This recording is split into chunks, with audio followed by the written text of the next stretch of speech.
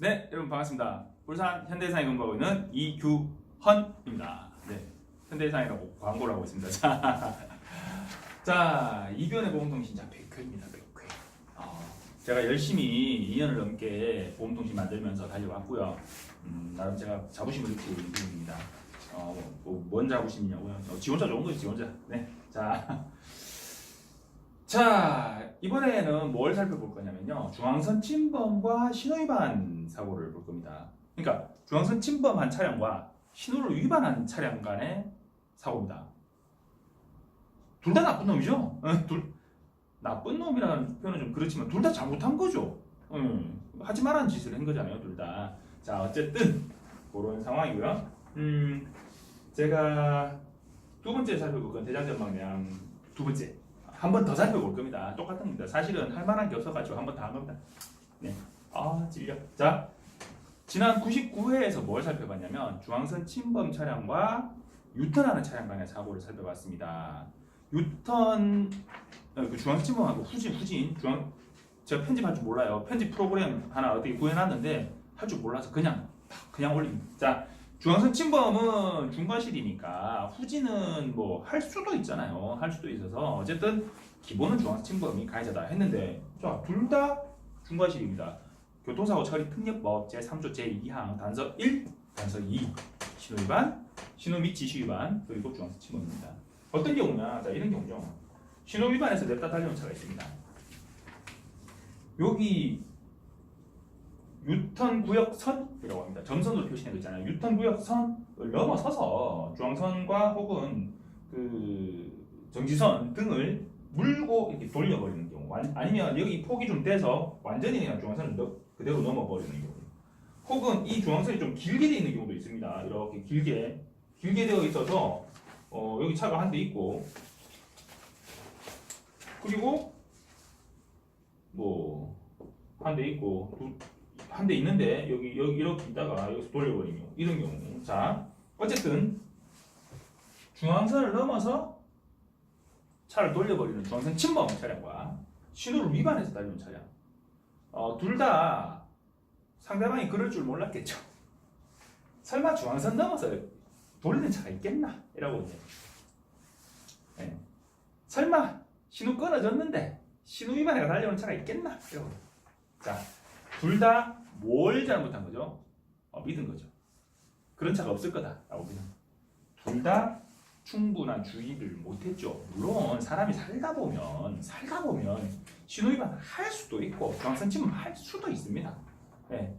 나는 지금까지 살면서 법규위반 단 한 번도 한 적 없다. 운전하면서. 글쎄요, 아마 없을걸요. 사람이 살다 보면 뭐 그럴 수도 있습니다. 하지만 분명히 법에는 그렇게 하면 안 된다라고 되어 있고, 그렇게 해가지고 만약에 사람 다친 사고 발생하면은 바로 형사처벌이다라고 되어 있는 아주 중대한 과실을 한 거기 때문에 둘 다 잘못한 거죠. 둘 다 잘못한 거라서, 자, 이 경우 누가 가해자일까요? 둘 다 가해자입니다. 경찰에서 이런 사고로 경찰서 가게 되잖아요. 그러면 중앙선 침범 차량, 신호위반 차량 둘 다 교통사고 처리 특례법 위반으로 둘 다 검찰 송치합니다. 기소 의견으로. 둘 다 가해자입니다. 둘 다 가해자입니다. 자, 그렇게 기소 의견으로 송치하고요. 하지만 그 속에서도 가피가 나뉠 수 있습니다. 어떤 경우냐? 자, 이 상황과 이 상황이 똑같은 상황이라고 생각되시잖아요. 중앙선 침범과 신호위반. 그런데 다릅니다. 교차로에서부터, 교차로라고 하는 건 횡단보도 지나면 이제 요쪽이 교차로죠. 정지선 지나면 교차로니까 여기가 교차로고요. 정지선 전에 여기가 교차로입니다. 자, 교차로를 벗어나면 벗어날수록 신호위반 차량의 책임은 점점 줄어듭니다. 신호위반이 이 사고의 원인이 아니라 중앙선 침범이 이 사고의 원인이다라고 판정되기가, 교차로에서 멀어지면 멀어질수록 더 중앙선 침범 차량의 책임이 더 커지는 상황이 발생합니다. 어떻게 되냐? 예를 들어서 여기서 교차로에서 이 횡단보도에서 정지선 시작한 여기, 중앙선 시작한 여기서부터 한 100m 지나가지고 여기서 사고가 났어요. 100m 지나가지고 신호위반을 해서 내가 비록 교차로를 지나오긴 했지만 교차로 끝나고 100m를 진행했는데 거기서 중앙선 침범해서 유턴하는 차하고 사고가 났어요. 내가 신호위반이다? 좀 애매하지 않나요? 그죠?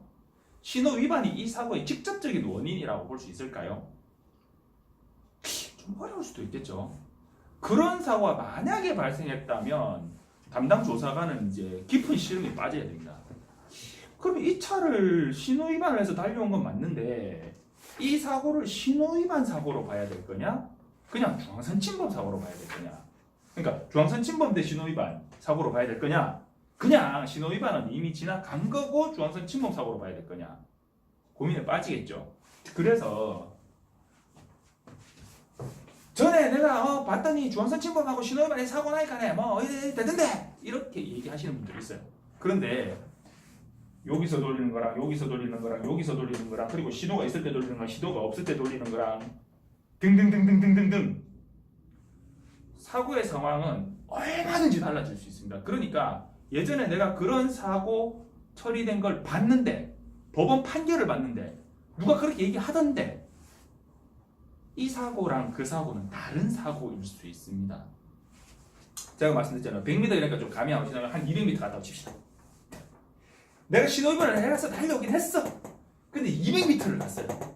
중앙선 침범배가 요 골목으로 들어가고 싹 꺾는 차하고 사고가 났어요. 이거 신호위반 사고예요. 그 정도 갔으면 이건 신호위반 사고라고 볼 수 없겠죠. 그건 그냥 중앙선 침범 사고입니다. 내가 어제 서울에서 신호위반 한 적 있어요. 오늘 울산에 사고 났어요. 그 신호위반 사고예요? 아니잖아요. 그죠? 그러니까 그 거리나 여러분들 사고의 분석에서 가장 중요한 건 이겁니다. 거리와 시간과 속도의 관계가 매우 중요합니다. 제가 유튜브에 가입한 게 2012년 7월 6일에 가입했더라고요. 2012년. 그리고 유튜브에 처음 영상을 올린 게 2015년 10월 14일날 최초의 영상을 올렸어요. 여러분 못 봐요. 장난았어요. 근데 그게 뭐냐면 이 얘기를 해놨어요. 이 얘기. 도로교통사고 감정사 시험을 제가 쳤단 말이에요. 자격증을 취득했어요. 그래서 그 이후에 도로교통사고 감정사 시험을 치시는 분들을 위해서 제가 강의를 해서 이걸 촬영을 해서 유튜브에 올려드렸어요. 그래서 그걸 카페에다가 게시를 하고 이렇게 했죠. 공부하는 데 도움 되시라고. 그 첫 강의가 뭐였냐면 이거였어요. 도로교통사고 감정사 기초공식 01도 아니에요. 00 거리, 시간, 속도의 관계에 대해서 그걸 제가 올렸었어요. 사고의 분석에 있어서는 얘가 정말 중요합니다. 거리만 중요한 것도 아니고요. 시간만 중요한 것도 아니고 속도만 중요한 것도 아니에요. 거리와 시간과 속도의 관계를 함께 분석해야 됩니다.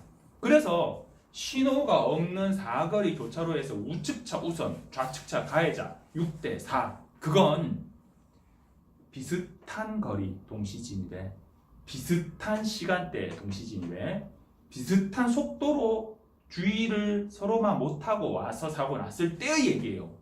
그런데 좌측 차는 매우 주의해서 상황이 안 보이기 때문에 교차로의 상황이 확인되지 않는 교차로에서는 일시정지한 후에 진행하라고 되어 있거든요. 도로교통법에 제31조 서행 및 일시정지의 의무라고 있습니다. 도로교통법 제31조예요. 그런데 나는 거의 서다시피 했을 때 가는데 오른쪽에서 아무 생각 없이 달려온 차하고 쾅 사고 났어요.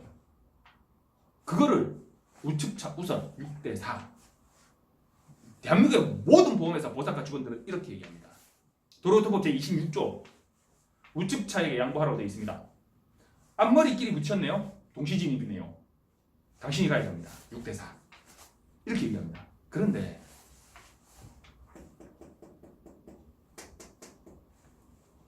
어쨌든 먼저 교차로에 도달한 건 이 차가 먼저 도달했고 속도가 상대적으로 낮았기 때문에 앞머리끼리 부딪힌 거예요. 이 차도 만약에 저 차처럼 아무 생각 없이 지나갔으면 뒤를 받쳤겠죠. 따져야 됩니다. 자, 그래서 갑자기 어떻게 되냐고요? 그건 말 못해. 자, 그렇습니다. 그래서 중앙선 침범과 신호 위반은 둘 다 잘못한 거다. 둘 다 기소의견 넘어갈 수 있다. 그렇지만 사고의 장소 그리고 시간과 속도의 관계에서 가해자와 피해자는 갈릴 수 있다. 자, 대장전망대항 2입니다. 대장전망대항은 왜 자꾸 얘기를 하냐면요. 2014년 4월 달에 대장전망대항이 일반함에서 유사함으로 바뀌었어요. 그래서 대장전망대항은 이 대장의 점막에 발생되는 암으로 그 내시경 검사 하다가 요거 용종 있네요 그래가지고 몇 개 떼냈습니다. 근데 하나는 좀 이상해서 요거 검사를 보냈어요. 그렇게 해서 발견되는 경우가 상당히 많습니다. 그러니까 뭐 배 열어서 막 이런 게 아니고요. 그런데도 불구하고 이게 일반암으로 되어 있었기 때문에 일반암 진단비 3천만 원 이렇게 지급했었어요. 근데 2014년 4월 이후로 얘가 유사암으로 변경돼가지고 만약에 암 진단비 3천 들어있다면 600 혹은 300 이렇게 10% 20%밖에 못 받았어요. 근데 2019년 4월 달에 얘가 다시 일반암으로 올라왔습니다. 물론 보험회사별로 상품별로 다를 수 있습니다. 아직도 유사암에 가 있는 그런 상품 회사도 있을 수 있고 원래 우리는 이거 다 그냥 일반암으로 줬는데 그런 회사도 있을 수 있습니다. 어쨌든 현대장의 기준은 그랬었고요. 그래서 2014년부터 2019년 요 사이에 가입되어 있는 암보험이 만약에 있다면 한번 증권 꺼내서 체크해 볼 필요가 있다라고 제가 말씀드리는 거고요. 그리고 제가 뭐 설명이 다 끝났습니다. 자, 이제 퀴즈입니다. 1. 중침 2. 신호위반 둘 다 잘못한 거죠. 네, 둘 다 잘못했지만 조건이 동일하다고 봤을 때 정말 가피를 나눌 수 없는 상황이다 라고 봤을 때 만약 5대5라면 그렇다면 거기에서 단 1%라도 더 과실이 많은 쪽이 과연 어디일까요? 제 핸드폰으로 010-6245-6655번입니다. 이쪽으로 문자 보내주시면 됩니다. 뭐냐? 그러니까 1 혹은 2 이렇게 적어서 1 중심 혹은 2 신호위반 이렇게 적어서 보내주시면 되고 그 밑에 이유 그렇게 생각하는 이유 네, 적어서 보내주시면 돼요.